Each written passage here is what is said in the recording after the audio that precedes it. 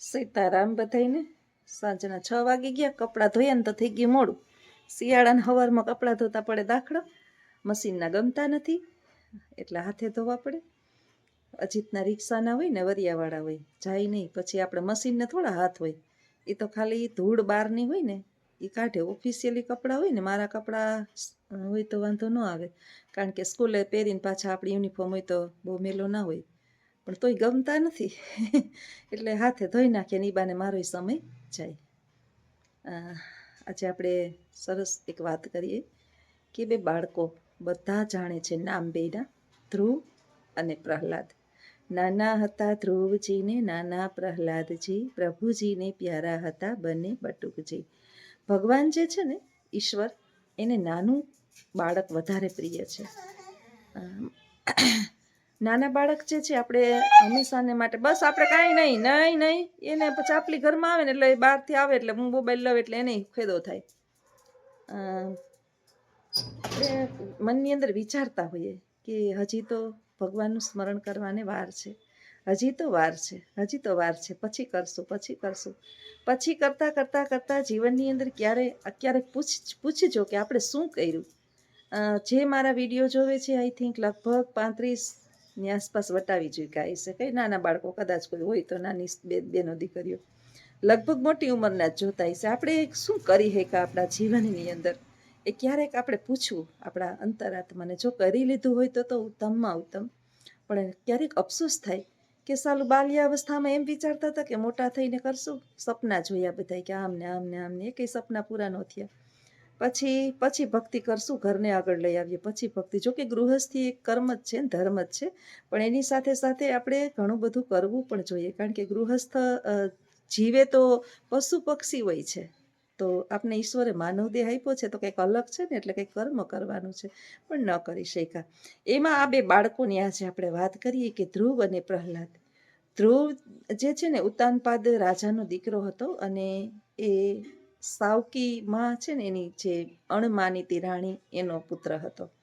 એની માનીતી રાણીના સંતાનને જે છે ને રાજા ખોડામાં બેસાડવા દેતો એની, કારણ કે એની માનીતી રાણીના ભેગી જોઈએ એટલે એના રાજામાં. હવે નાનું બાળક તો કંઈ સમજે નહીં એટલે એને પિતાના ખોડામાં બેસવું, એટલે જે બીજી માં હતી ને એણે એમ કીધું કે તો તારે જે છે ને મારા પેટે જન્મ લેવો તો તને રાજાના ખોડામાં બેસવા દો. નાનું બાળક તો લાગી આવ્યું, માતા પાસે જઈને રડે છે. માતા એ અણમાનેતી છે એટલે કંઈક તો કે ભગવાન આમાં કરી શકે, બીજું તો કંઈ મારાથી તો દીકરા થાય નહીં, મારું કંઈ રાજા માને તો નહીં. હવે નાનું બાળક, જીદ, ભગવાન ખોડામાં બેસવું, બસ એક જ. હવે આ બાળક જે છે ને એ ભગવાનની તપસ્યા કરવા માંડ્યો, એક પગે આરાધના કરવા. નાના બાળકને ભગવાન તરત પ્રસન્ન થાય, અને પ્રસન્ન થયા એટલે એણે ભગવાનની પાસે માંગ્યું કે હું મારા પિતાનો અત્યંત પ્રિય બનું અને રાજગાદી મને મળે. એને રાજગાદી માગી લીધી, ભગવાનને ન માગી શક્યો. જો બાળક તો બંને હતા, પણ માતાનું વચન આટલું કે એ તો ભગવાન કરી શકે. માતાએ આગળ બોધનો પાઠ આપ્યો, વધારે પાઠ, નહીતર તો બાળક બીજું. જ્યારે હવે આપણે વાત કરીએ બીજો બાળક પ્રહલાદની. પ્રહલાદનો પિતા તો રાક્ષસ હતો, હિરણ્યકશિપુ, અને માતા જે છે એ સંસ્કારી હતી, ખૂબ સંસ્કારી. ઋષિના આશ્રમની અંદર કોઈ પણ સંજોગે માતા બહુ સંસ્કારી હતી એટલે એણે કોઈ પણ કારણસર રાજાને મનવી લીધો પોતાના, અને ઋષિના આશ્રમની અંદર એના પિતાનું મુખ પણ ન જોવે, અને ત્યાં જ જે છે એ બાળકને જન્મ આપ્યો.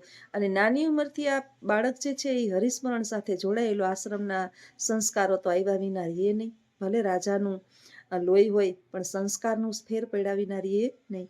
માતાએ એક જ નામ શીખવાડ્યું, હરિનામ, હરિ હરિ હરિ હરિ, સાચો ભગવાન, એ જ સાચો ઈશ્વર. હવે આખા રાજ્યની અંદર હિરણ્યકશિપુનું તો આપણે જાણીએ છીએ કે પોતે જ ભગવાન છે એવું બધાય માનવાનું, અને એની જ ઘરની અંદર પૂજા કરવાની. એમ ન કરે તો રાજા એને મારી નાખતો. હવે આ તો આવી પોતાના જ રાજ્યની અંદર વાત કે પોતાનું સંતાન જ એના વિરુદ્ધમાં જાય છે. એટલે આપણે બધા જાણીએ કે રાજા હિરણ્યકશિપુ હતો રાક્ષસ, એણે ઘણા બધા પ્રહલાદને મારવાના પ્રયત્ન કર્યા, પણ એક જ નામ, મારો ભગવાન મને. નાનકડો બાળક છે, જો કેટલો વિશ્વાસ છે એને ઈશ્વર ઉપર, કે પોતાનો પિતા બધાને મારે છે એનું નામના સ્મરણ કરે એટલી ખબર હોવા છતાંય પિતાથી ડરતો નથી. એટલે પોતાને મારી નાખશે એને ખબર હતી, પણ એને ખબર હતી કે મને મારો ભગવાન બચાવી લેશે. એટલે લોઢાનો સ્તંભ જે છે સૌ પ્રથમ તો એણે જે છે ને પહાડ ઉપરથી ફેંકવાનો પ્રયત્ન કર્યો તો નીચે ભગવાન બેઠા જીતવા. લક્ષ્મીનારાયણ ભગવાન નારાયણ સ્વરૂપ વિરાટ સ્વરૂપની અંદર પ્રહલાદને જીતી લીધો. ગાંડા હાથીની નીચે કચડી નાખવાનો પ્રયત્ન કર્યો તો હાથી ગાંડો થઈ ગયો, સૂંઢ ઉપર બેસાડી અને પ્રહલાદને ઉપર લઈ લીધો. હવે વિચારો, ગરમ સ્તંભ લોહો જેને આપણે કહીએ કે એકદમ લાલચોળ અને ભગવાન તારો હોય તો આને બધ ભરી લે, તને બચાવ ભરી જ લે. ત્યાં તો ભગવાને ત્યાં કીડીની લાઈન કરી, નાનું બાળક છે થોડીક વાર તો ડરે કે આવા સ્તંભને તો હું બળીને ભસ્મીભૂત થઈ જાઉં, પણ ત્યાં તો ભગવાને ત્યાં કીડીની લાઈન કરી દીધી. બાળકે કીડી જોઈ અને બાળકને ખબર પડી કે કીડીને નથી થતું તો મને થોડું કાંઈ થાય. હિંમત આવી ગઈ અને એને ચોંટી રહ્યો. અંતે જે છે એ થાકી હારેલો, કોઈ વાતે પ્રહલાદ માનતો નહોતો. ત્યારે એણે પોતાની બહેન જે વરદાની હતી હોલિકા, એને ચૂંદડી ઓઢે એટલે એને અગ્નિ સ્પર્શ ના કરી શકે એવું વરદાન હતું અને હોલી પ્રગટ કરી. ફાગણ મહિનાની પૂર્ણિમાના દિવસે આપણે જે હોલિકા દહન કરીએ છીએ એ એના માટે થઈને જ છે કે પ્રહલાદની જીત થઈ હતી. ત્યારે એ હોલિકાને વરદાન હતું એટલે છેલ્લે એના ભાઈનું માયની અને પ્રહલાદ હસતા હસતા બેસી ગયો અને વિશ્વાસ આવી ગયો તો હવે તો મને મારો ભગવાન મરવા દેશે નહીં.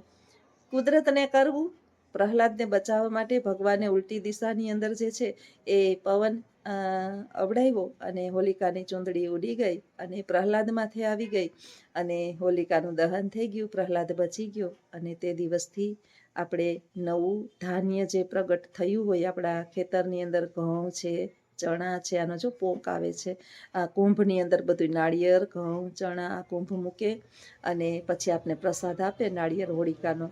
આ એનું દહન ને આ એનું મહાત્મ્ય છે. આપણે જોઈએ કે એ પ્રહલાદ બહુ બુદ્ધિશાળી કે ભગવાન પ્રગટ થઈ અને છેલ્લે હિરણ્યકશિપુને મારવા, સાક્ષાત પ્રહલાદને બચાવવા અને હિરણ્યકશિપુને મારવા ભગવાને રૂપ લીધું.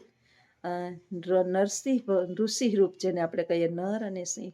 કારણ કે હિરણ્યકશિપુને તો વરદાન હતું, રાક્ષસ હતો ને, કે લોઢે નહીં, લાકડે નહીં, ઉપર નહીં, નીચે નહીં, અસ્ત્ર નહીં, શસ્ત્ર નહીં, માનવ નો મારી શકે, દાનવ નો મારી શકે.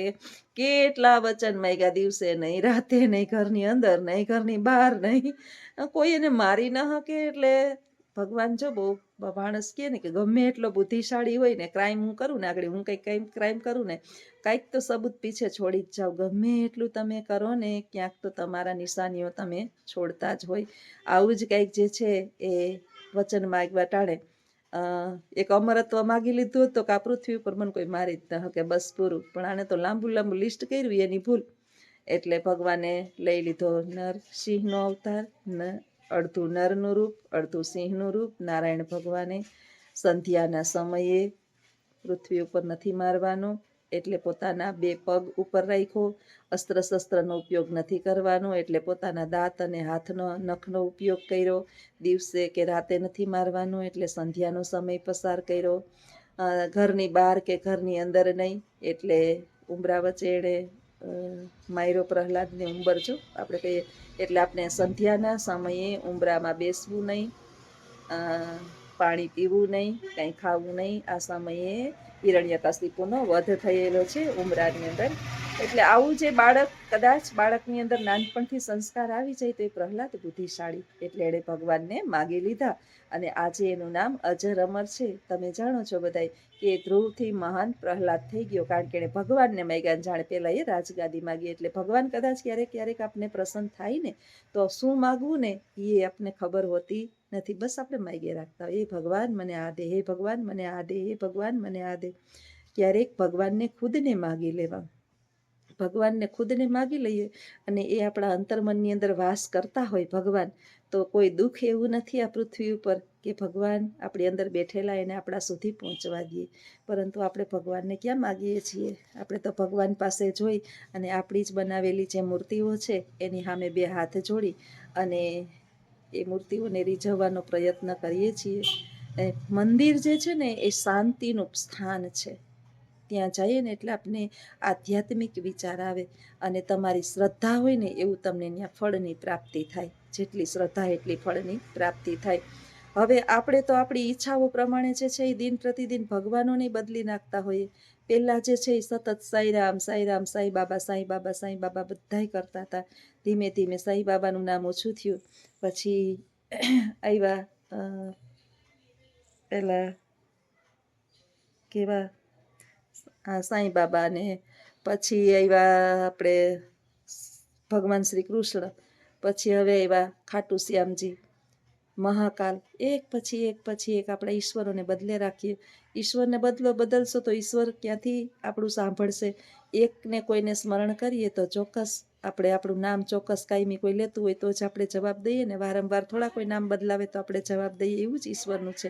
પૂર્ણ શ્રદ્ધાથી આપણે કોઈ પણ કાર્ય કરીએ ને, પૂર્ણ શ્રદ્ધાથી, તો એ ચોક્કસ પૂર્ણ થાય. અને સાચું કહું ને તો ઈશ્વર તો એના સંતાનોને ક્યારેય ડરાવતો જ નથી. ઈશ્વર નથી ડરાવતો, આપણને ડરાવે છે આપણા કર્મો. તો આ વિચારો સાથે અહીંયા વિડીયો સમાપ્ત કરું. આવજો. સીતારામ.